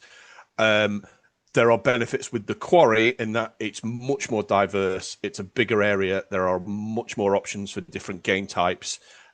You've just got to be able to get to them. So I don't think either venue is objectively better overall. Equal but different. They both have their absolute strengths. They both have their weaknesses, and I think we just need to find those for the quarry at this point in time. Dishforth, we know what its strengths are. It's a fantastic venue. It's, there's lots of crossfire. There's lots of areas where you can explore your different loadouts. Whereas with the quarry, it seems to be a bit more long range. In certain areas, it seems to be that there are CQB areas, but I think it's finding where the cover is. Whereas with Dishforth, most people that have been there now know where you're safe, know where your cover is, know where to shoot from. Yeah. And I think that's just based purely on the fact that we've only been to the Quarry once. So yeah, Sure. definitely I good. think for me, to go back and clarify, then I think perhaps maybe I'm being won over by the facilities side of thing. Okay. Yeah. In that sense, and I believe it would be very fair to say that the facilities are superior. Absolutely. At Dishforth. But no, you are absolutely right in terms of what the venue offers. Yeah, I mean, the most you've got is an odd set of stairs at Dishforth, Yeah. okay, and one or two slopes down, okay, Yeah. which you fall down inevitably at the same rate as I fall down everything else. So I only fell down 4 times at Kill Factory 12. Only 4 of them. In Just how don't many like it. hours? Yes. And they're all on Look, camera too. the fact that half of my footage is unusable because when I fell down, my GoPro went is beside the point. No, yeah, I get what you're saying. The facilities at Dishforth are very lacking, is safe to say. The facilities at the Quarry are excellent, better than we've had at any other venue, I would say. I think Possibly, better than we've had possibly like with the the exception of Unit 26. I was going to say Unit 26 is very good. Obviously, they don't have catering, but Unit 26 really welcome inside, really good owners. They've got a shop there. They've got HPA refills. They've got all the stuff. They like us. Pretty good as well. Yeah, I've found. I mean, but obviously, that's a lot closer for me than it is you guys. So I've been there a lot more than you might have. But yeah, the Sorry? HPA refill because Ginger, you use the sniper cores and stuff, don't you? The HPA stuff. Unfortunately, Yeah. it's And obviously, with it being an airsoft site, that's always going to be a plus for airsoft players or people that use the kit that airsofters do. But I think the standout for me with Unit 26 is just how welcoming. I think it's Frank, the guy that runs the place. He's welcoming. He's really he loves the. We're going way off topic here, but he just loves the fact that we bring some weird and wacky things that you don't see in airsoft. You know, he's actually checked out some of the blasters we brought. You know, where's the next Unit 26 game? 6th of September, I believe. It's in the middle of Hull, so it's a trek for you. But yeah, most things are. I don't think it's a full day. No, I think it's only a 3-hour one. I think it's a short one. Yeah, it's not a full day. Yeah, but it's a brilliant venue. But again, you know, going to be doing a weekend event that day anyway. So yeah. So it'll not fit. But just it goes to show some of the venues we've been to are difficult to deal with, even as a player, if you're not, actually organising it. Whereas Unit 26, the Quarry, Dishforth have all been absolutely fantastic. And I think that is something that we should probably celebrate, because if they make it easy for us to go, they make it well known that we're more than welcome to come back. That's a big, big plus for me. And I think the thing that you got to understand is we're never going to have a perfect venue. Okay. There's no such thing as a perfect venue. There are perfect venues, okay, for certain types of things, but there is no perfect singular venue. And for example, if I was, had I not knackered my ankle round 1 and had to play the full day, I might have a different opinion. Yep. Because I probably done maybe half the walking of everybody else, naturally. And even I was finding it sort of a bit of a, I was glad to get back to the safe zone by the end of the day. Yeah. So yeah, Dishforth has its strengths, the Quarry has its strengths, they both have their weaknesses. But the thing is, their weaknesses are only weaknesses. Yeah. And therefore, it's very much a case of, if there was an event at the Quarry and it was free, I'd go. And if it was when a Dishforth and it was free, I'd go. There's no venue has a reason for me to turn around and say, based on that venue, I wouldn't go. No, it doesn't. It doesn't make them bad venues. Just having things that we would prefer were otherwise.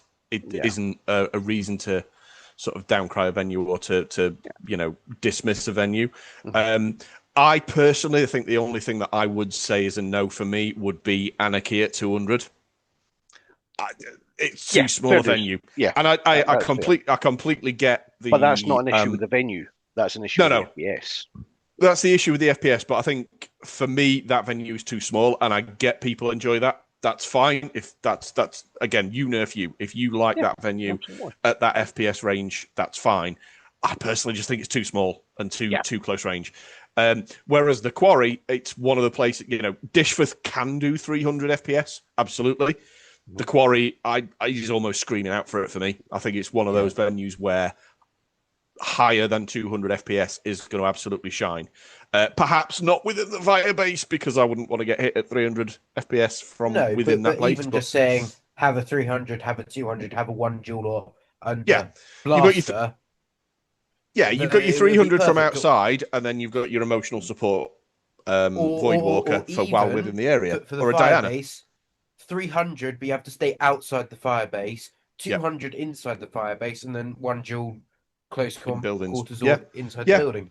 I mean, I think it would very much be the rule zero when it comes to application. Don't be a dick about it. I'm technically outside the Firebase, yes, mate, but you're 3 feet from the wall. You're literally at the wall shooting someone 10 feet away from you. That's breaking rule zero. Yeah. That to me would be throwing a rock at their head moment, because it's a case of that's not cool. Don't do that, mate. Yeah. Well, I mean, I didn't feel bad firing my Maxim through the little mesh area in one of the buildings at Al. Coming in through the main entranceway, who was only maybe 15 feet away, because it's 160 FPS. And now it's also usually pretty heavily armored as well. Yeah, and would I want to fire my 200 FPS Seagull at him from that range? Probably not. Yeah. So again, it's rule zero, isn't it? But I think sometimes in the village, people may have been using a little bit too spicy for the range they were using, but. It wasn't. I don't think at that range 200 wasn't too bad. Again, had I done what I shouldn't have done, and for Pete, and just from that range, maybe not. But that was intimidation enough. Just going bang bang sufficed. But yeah, it's a good venue. I think it's got some potential. Game types need to be found. What works there? That's the key thing for me, is we don't know what works there yet, or we've not found that balance of what works there, and that'll come with. I think they work. I think to say that they don't work, it would be inappropriate. I think they work. Some of them work better. Yeah, we don't know what works best there. Yes. There you go. Sorry, that I don't think any of the games that we played that week we were there didn't work for me. There were games I wasn't a massive fan of. I'll be honest, but again, I don't like finite life games, as I've said. Sure. Yeah. But I think there's a lot more potential in the games there, and it's something that we need to explore. We need to play more games. We need to experiment a bit more and find out what is the best games type for the area that we've got and the arenas that we've got in that area. Yeah. Is definitely something that needs exploring a bit more.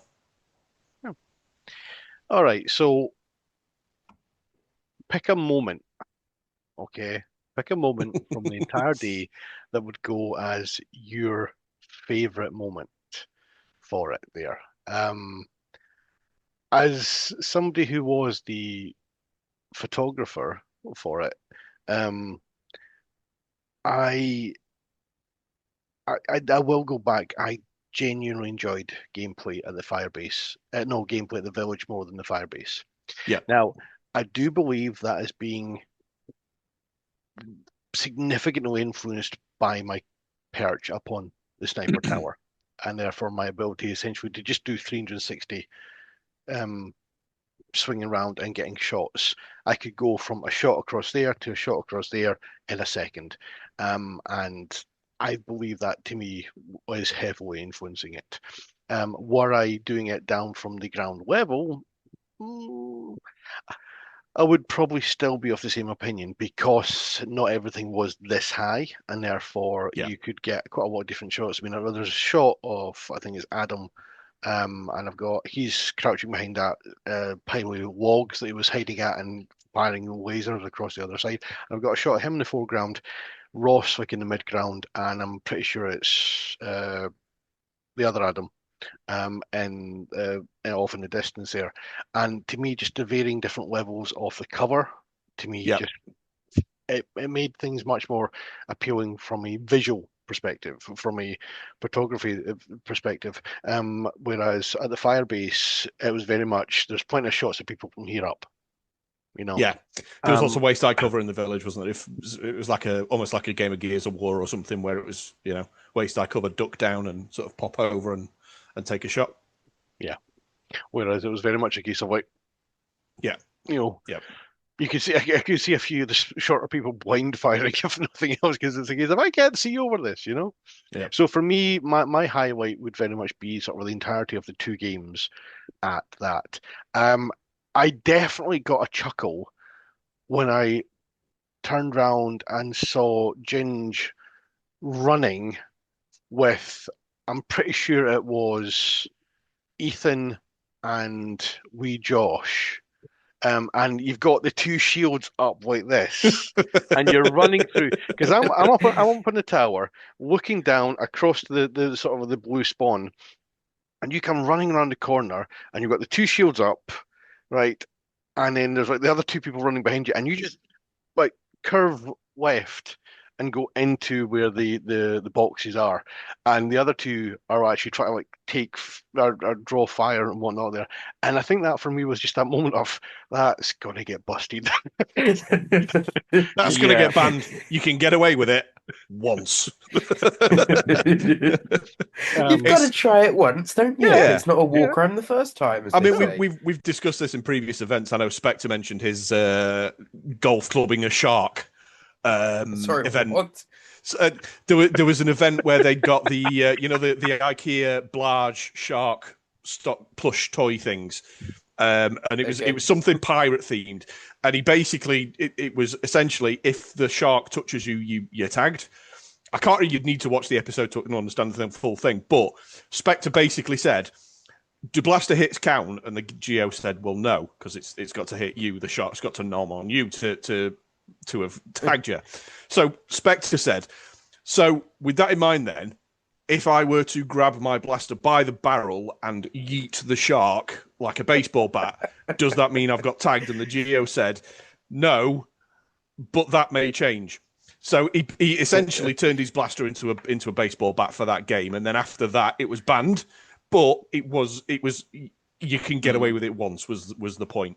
So yeah, I think that it's the same with the shield thing. It's one of those things that happens that it's epic and it's brilliant and it's great, but it's also OP, and we don't want to do that again because it's just not fair. So I wouldn't even call it OP. It's just game breaking. Yeah, exactly, and that's the thing. Yeah. But it goes in keeping with the mantra that we have in Nerf that you can get away with it once. Yeah. If it only breaks the rules after the first attempt. So yeah, I think for me, it's fun to have rules made after yourself. Exactly, yeah, and if you're the reason rule exists, that's all the more for you being part of Nerf Legend. So, yeah, I think there were two moments for me that I thought were just absolutely epic. We've discussed both of them already. The first one was the Pete's eye view of just that through a wall, and he's like, "Don't shoot me!" That's Please tell me you've got that on video. I hope so. I don't know whether my camera was pointing in his direct because I was kind of. So essentially the window was there. Mm-hmm. No, yeah, you can't see that on your camera. The window was kind of, so I'm like, sort of like that. So I don't know if I got it on video or not. If I did, I will absolutely, yeah, you will absolutely hear it. I'd got my camera running, so fingers crossed. I've not reviewed the footage yet, but that was one.